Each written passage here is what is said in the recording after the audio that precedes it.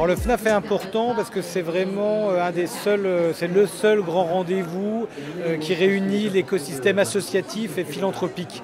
Et donc on y croise aussi bien des dirigeants du monde associatif que des gérants de fondations, que des entreprises et des acteurs publics. En fait, on y croise tous ceux qui travaillent et qui font vivre l'intérêt général. C'est pour ça qu'il est important et qu'il est déterminant.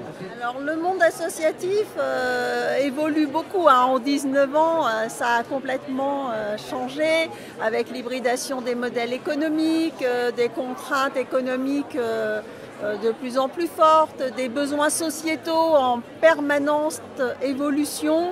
Et le monde associatif est très souple, très dynamique pour s'adapter à l'évolution du monde qui l'entoure, enfin du monde dont il fait partie en fait. Les petites associations peuvent faire une comptabilité de trésorerie, encaissement, décaissement.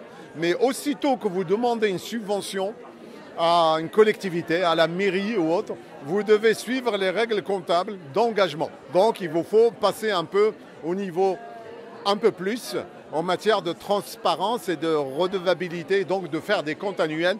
Si vous avez un comptable interne et un bénévole qui connaît bien, il peut les faire pour vous. Sinon, vous faites appel à un expert comptable.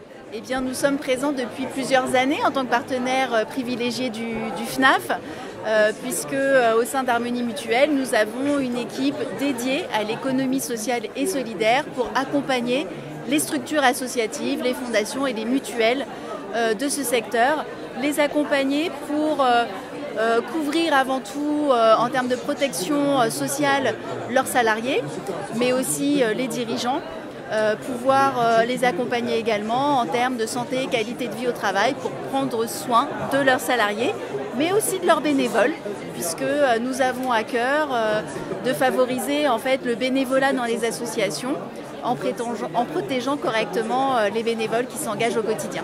Le secteur associatif est très important en France.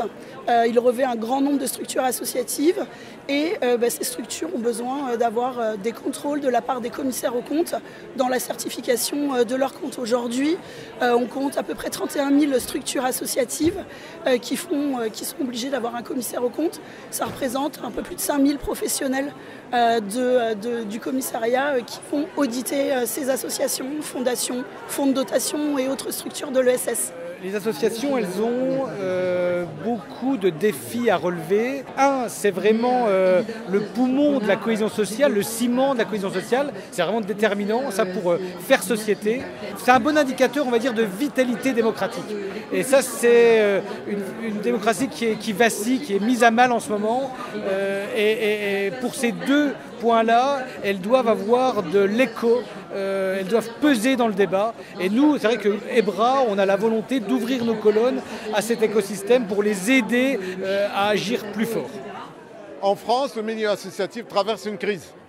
Pourquoi? Parce qu'il y a des financements en moins et les besoins augmentent. La population qui utilise les services des associations augmente, la précarité sociale augmente. Donc on a quand même dans une tension. Les associations n'ont jamais été aussi utiles au lien social, à la démocratie, mais ils ont de moins en moins de financement, et alors que les besoins augmentent. Donc il y a une tension, ce qui nécessite de revoir le modèle économique, de diversifier les sources de financement, et c'est l'occasion d'interroger l'objet associatif, et les experts comptables sont là pour les aider à le faire.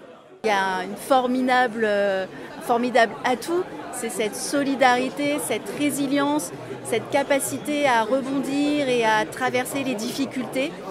Cette solidarité parce que voilà, la volonté est là, l'engagement est là et tout le monde est hyper impliqué et c'est ce qui fait que la recherche de solutions sont possibles et on voit bien aujourd'hui tout le monde essaye de trouver des idées, d'échanger des pratiques et de partager de l'information pour s'en sortir justement. Et nous, on est impliqués et engagés également. On sait qu'on a à peu près 1,5 million d'associations en France qui emploient 1,8 million de personnes. Enfin, sur le 1,5 million d'associations, il n'y en a que 10% qui sont associations employeuses. Et 1,8 million de salariés associatifs, c'est 10% de l'emploi public. Donc ça, c'est un chiffre qui est vraiment important. Ça pèse énormément.